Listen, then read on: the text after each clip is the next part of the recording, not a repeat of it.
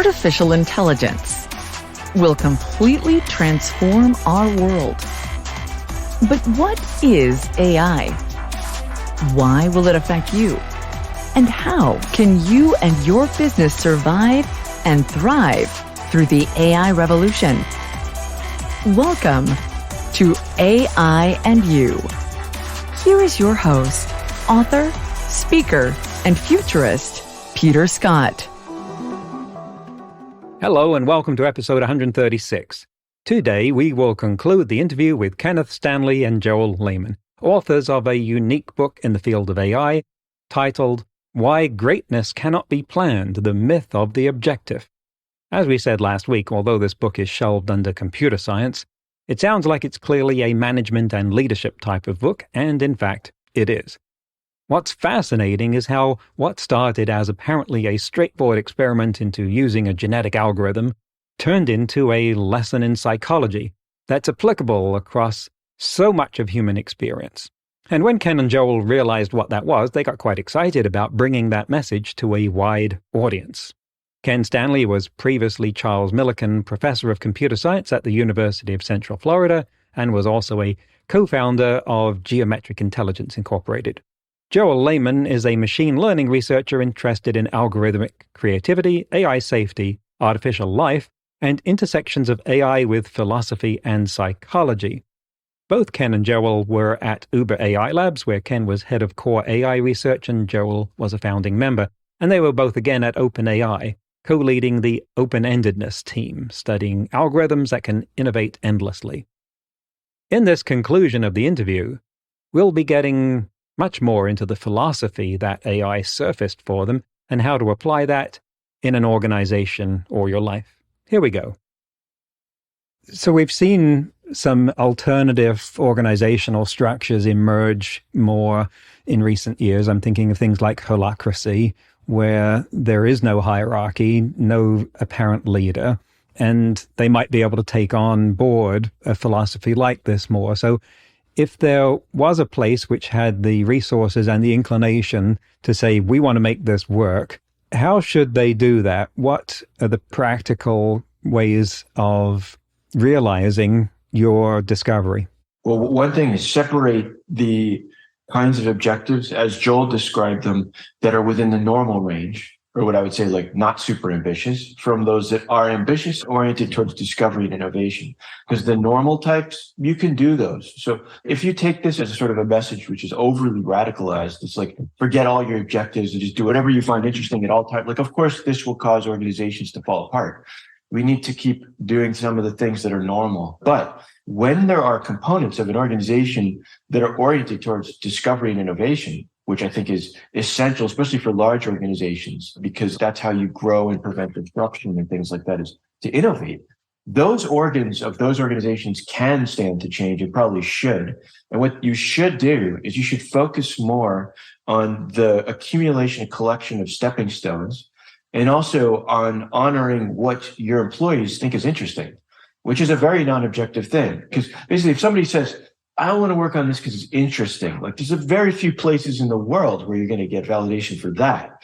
It's like, well, what's your goal? What are we going to get? How is it going to hit the bottom line? And to go back to objective thinking. But what I'm saying is that for those things where we're trying to innovate, we need to allow people to do things that they find interesting. And we need to accumulate stepping stones, which means that, like in the PicBreeder spirit, the more things you find that are interesting, the more things you can find that are interesting. And so the ability to sort of lock those in and remember those so that people can then later be exposed to them and build on them if they find them interesting is important in order to have innovation.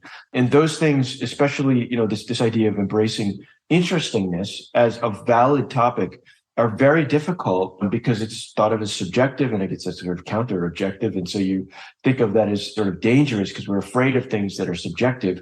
But what you have to remember, like the reason it's justified, is that it's not just like we're asking some random person on the street what's interesting. Like that doesn't make any sense. It's not like just go out and say, hey, you think we should do this? Oh yeah, that sounds interesting. No, we're talking about experts. You hired these people because they're supposedly experts in this domain. How can we deny that they have any instincts about what's interesting? I mean, if they completely lack instinct about that, then I would argue they shouldn't be considered experts in the domain. But if you do think you have experts, then their instinct for the interestingness is your most valuable asset if you're pursuing innovation. And to deny it and say, oh, no, we can't talk about what's interesting because we have to have some performance measure, because we have to be objective, you're denying the best talents that those people have. And so that's where I think there's room for some significant change. Maybe to add on that just a little bit, like one practical element on the ground would be to make sure that there's not a overpowering drive for consensus early on in that process of discovery. So that if there's one leader who is kind of organizing people and is kind of averaging the ideas of those people beneath him or something, then that will stand as an obstacle. And I think that is kind of somewhat common for that to happen. So like it would be like, not only should there be an appreciation of what's interesting, but also an attempt to cultivate an environment of disconsensus and organs of an organization that you want to be more geared towards innovation. Great point. Yeah. It's like you've established a formal basis for the justification of recognizing intuition, because when someone says, I want to do this because it's interesting, you're saying that's enough reason for doing that. And that if they actually had a formal justification that was recognized as being a way of getting towards the goal of the organization, it would not fall within the structure that you're promoting. You're saying that it's in the cases where you can't come up with such a formal justification, just saying it's interesting, but I can't tell you why, that the gold of what you've discovered lies. There's a lot of security blankets floating through this, because it's like all these things about like formal justification is really about security blankets. Like you just want to feel like the things are not going to go off the rails. But one thing to think about, I mean, and by the way, like just because you have a security blanket doesn't mean you're secure. So this is a big problem. But by the way, what's important also to keep in mind is that we're not saying that you're justified just because you think something's interesting. That would be a fairly dangerous thing to say. Like anyone who thinks something's interesting should be getting basically like funding to do that. Of course not. That would be silly. What the real point, I think, is that we should be able to discuss what's interesting. If I'm an expert on something and you're an expert on something, and I want to do something, I say, you're my boss, and I say, this is interesting, I want to do this. Well, of course, I should be able to defend that. Like, why is it interesting? I should be able to talk about it. We're not at all saying that you can't have a discussion about what's interesting. But the point is that that discussion is a valid discussion. Even though it's independent of the performance measures or the objectives or the security blankets, it's a valid discussion because both people are experts in the subject matter and can actually engage in this discussion. It's also important, I think Joel said, really important about like consensus. You don't want to make it so everybody has to agree, because that will cut off all these stepping stones. People won't pursue these directions. So we need to be careful to let a number of diverse positions move in different directions. And now you've been talking about leadership and team building and organizational culture, and that's a incredibly active, competitive field in consulting and sections, entire cases in the bookstores. Have you explored that as consultants? Have you set up shop to bring that message? And because the passion that you're evidencing here for that lies, to me, squarely in that domain, that I could see you in front of any number of boardrooms saying to a receptive audience, here's how to embrace this for 10x kind of change. I guess that's not something at least that I've explored myself. And I guess I would be excited for someone to do that. But I think that's not where my joy in particular lies. But it does seem like an important, impactful thing that could happen. How about you, Ken? I mean, I've been going around talking about this for years, but not as a business consultant. I've talked to groups when they wanted to talk about it, and individuals. I mean, I get emails like people who say, I've been thinking about this. I wanted to think about what this means. But yeah, I haven't done it on like a formal paid basis or even tried to do that. And I guess, yeah, I think probably like Joel, my heart isn't really in being a consultant or a business guru type of person. And yet I do feel passion, obviously, for the fundamental insight here. Like, I feel like it's very important to get it out there. So I feel more like I'm just trying to spread awareness of it and to like provoke the discussion than to be like a formal consultant who would go to boards and sort of get paid positions to do this. But I agree with Joel that it's interesting Because it probably is worth doing. If somebody would take up that mantle, it would be a role that I think would be provocative and probably productive for the world. So it's just a question, how would our personal various push and pull of our priorities are in our lives. Mm-hmm. It's so foreign to at least where I like scientific research to just go and become a business guru.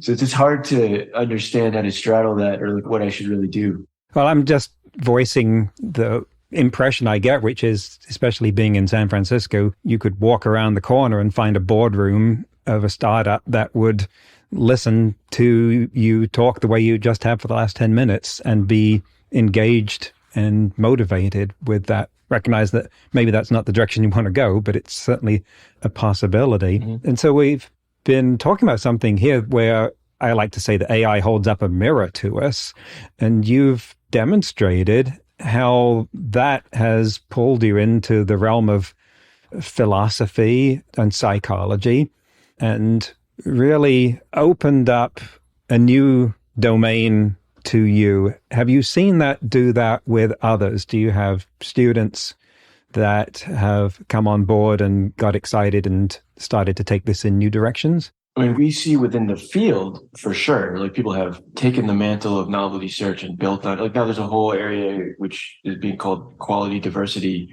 which is like algorithms that are built on these ideas. So you see that within research, but I think you're making a broader point, which I think is really interesting. It's like a meta issue about the mirror. I find that really fascinating, like the idea of artificial intelligence holding a mirror to ourselves, because it gets a lot less of the excited attention that AI is getting right now. Even though I find it really important as a side effect of artificial intelligence is what does it reveal about our own selves?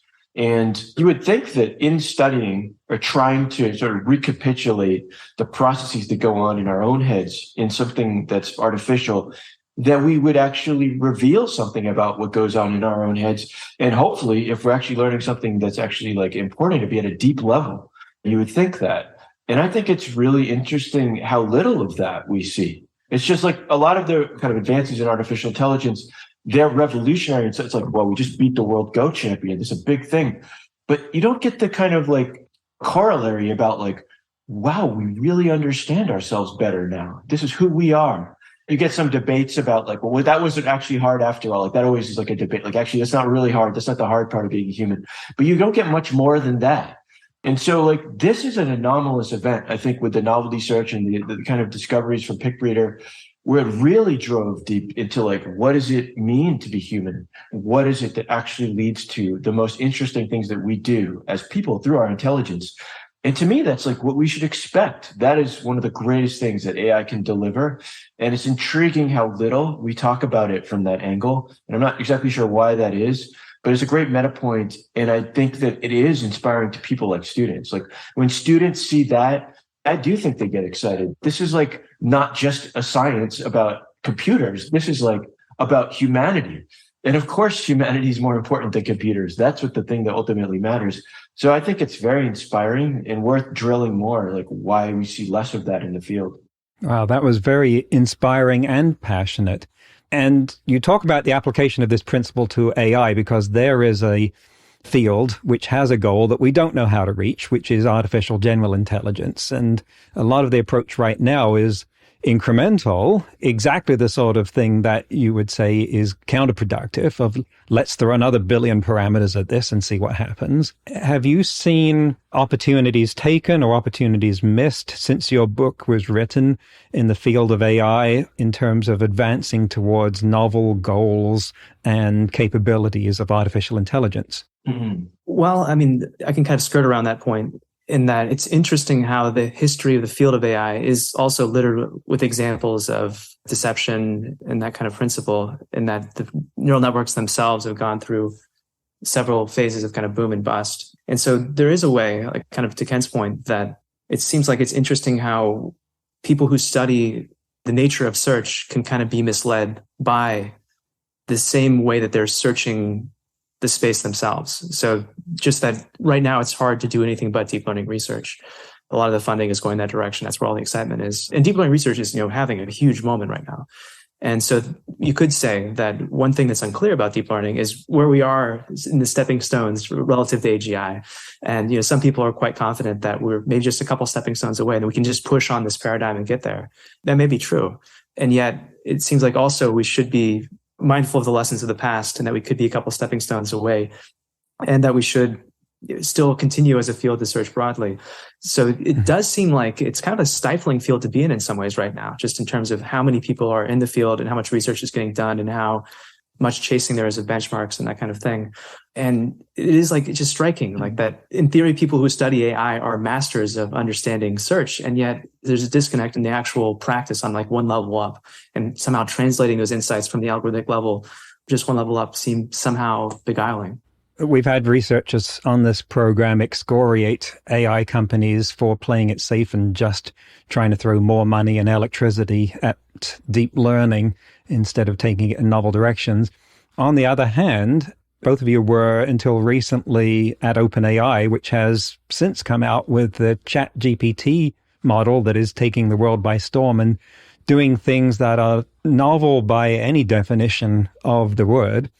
And have you any reaction to where that's going in terms of its novelty, in terms of its surprise, the field of AI? It doesn't seem incremental.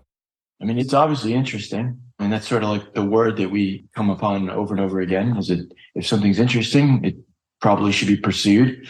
This is interesting, deserves investment. And does it lead to AGI? Is it, to me, a totally different question than is it interesting? That we could debate about. Will this actually lead to AGI in the sense of like just a direct path, like just keep scaling, keep pouring money into it, and eventually you have AGI? Like that's a question. Even if it's not the case, it's still interesting. It's going to lead somewhere interesting. So I think it's clearly at least interesting and should continue to be explored. And then we can talk about what's going to lead to AGI also, which is a whole other thing. In what ways have people most commonly misunderstood your message, and what do you need to say to correct that misunderstanding? Well, I think that one very common misunderstanding is that we're advocating acting randomly. Like a lot of the time, like the first thing that people say after they hear that, well, having objectives can be deleterious to achievement, it's like, well, what are you telling me? I should just do things that are random? Yeah, I'd like to correct that misunderstanding. This is not advocating randomness. Being random is not a good policy either. It's probably bad for you.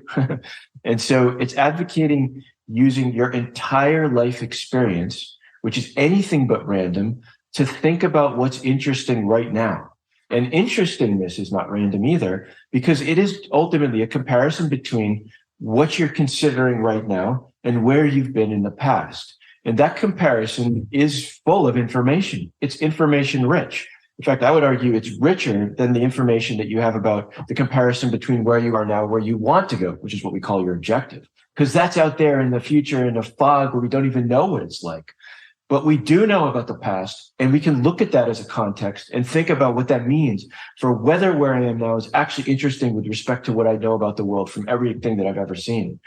That's a completely principled and totally non-random thing to do.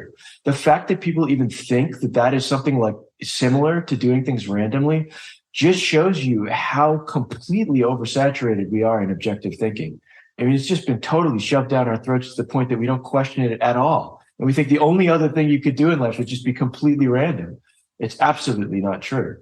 You know, it feels to me as though this is actually now got an element of a cultural reaction against a common Western and predominantly American and predominantly Bay Area startup, if I dare go that specific, culture of ruthless obsession with goals, and that your message might resonate more in other parts of the world that are less hyper-obsessive about goals. Does that land? People say like in Eastern culture that there's more of a kind of a Zen or something, where you're not necessarily objectively driven. I mean, I'm sure I'm caricaturing it because I'm not an expert on other cultures. So I don't want to kind of like give a ridiculous caricature or something, but I think there seems to be an element of that. You know, we even put quotes in from like a Chinese philosopher in the book, and that has been within some other cultures kind of an element of like, the road is what's important and not the destination. And like you hear that. I mean, even in Western culture, some people have said things like this too, though. So I think that there's some truth to that. And it is an interesting how other cultures would absorb the message of the book, like very different places than where it's generally so far been circulating. It's interesting, I think, also that even within Bay Area culture, there's pockets of real deep appreciation for the message. So I think like when you think about venture capital, for example, where you might invest in a person, maybe specifically because it's interesting, they're interesting, the idea is interesting, you don't know where it's going to go. So I think like there are avenues of, even within kind of a culture that's, maybe KPI oriented or lots of goals and objectives, that there's a fit someplace within there. Wow. Well, one of our goals is to stay on time. And so that's an easy one to understand. And here we are at the end of it. I will personally never read in computer science the words objective function the same way again after this. How can our listeners, beyond your book, find out more about what you're doing and your message, and where should they go to get that? Well, I have a website. I think Joel has a website. So there's one place you can go. We've published a lot, both of us. And so you can find our publications if you really want to get into the scientific underpinnings of it. You can also find, at least there's a lot of videos discussing these issues. So you look up the name of the book, for example, on YouTube, Why Greatness Cannot Be Planned. You can find shorter distillations of these issues and discussions and things like that. And I'm going to try to start a company. That's what I'm trying to do right now. I should let Joel say what he is doing. Still exploring. Well, thank you. Ken Stanley, Joel Lehman, thank you very much for coming on AI and You. Thank you. Thank you for having us. It's great. Great questions. That's the end of the interview. Ken and Joel are great examples of the sort of guest I love to have on the show, because they're not here to sell or promote something. You can hear the passion that's driving them. And in their case, it wasn't so much to develop something with AI or to discover something about AI. It was a life lesson that AI revealed to them so that they could communicate about it to others. As I said, the metaphor that I use is AI holding up a mirror to us, and as overblown as that may sound, it resonates deeply with many people, including Joel and Ken. In today's news, ripped from the headlines about AI, NIST, the National Institute of Standards and Technology, has developed a scoring system that quantifies human trust in AI systems. The system involves 2 scores. First, a user trust potential score, which measures details about a person using an AI system, including their age, gender, cultural beliefs, and experience with other AI systems. And the perceived system trustworthiness score, which covers technical aspects. The proposed system score assigns weights to 9 characteristics, including accuracy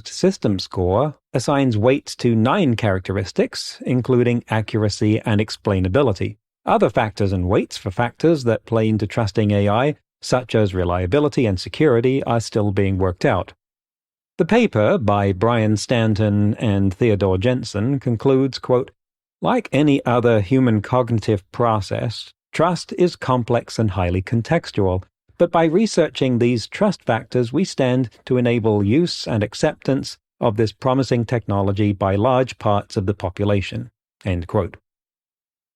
Okay, now, wake up, because next week we will be talking about consciousness with none other than best-selling author Anil Seth, author of the 2021 book of the year, Being You, A New Science of Consciousness. Anil is a TED speaker with 13 million views and professor of cognitive and computational neuroscience at the University of Sussex. Have you wondered about how we would tell whether an AI has become conscious? Find out next week on AI and You. Until then, remember, no matter how much computers learn how to do, it's how we come together as humans that matters. That's all for this episode of AI and You. Please leave a rating and comment and share with your friends. Get the book Artificial Intelligence and You and see more videos and articles at aiandyou.net. That's aiandyou.net, where you can also send us your questions. Thank you for listening.